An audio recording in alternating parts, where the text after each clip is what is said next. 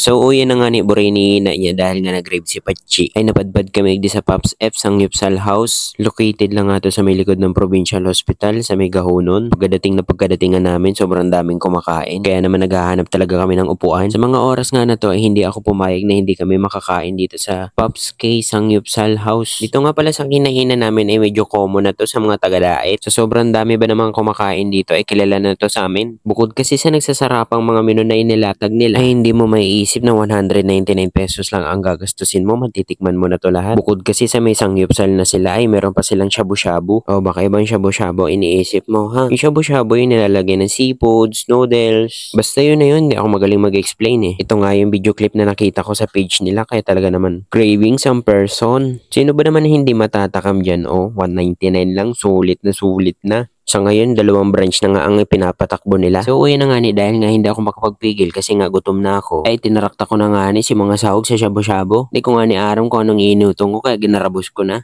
Love, wait lang. May iniisip ako eh. Ano ba? Wait lang nga, love. Ang kulit mo naman. Pero gusto ko yun.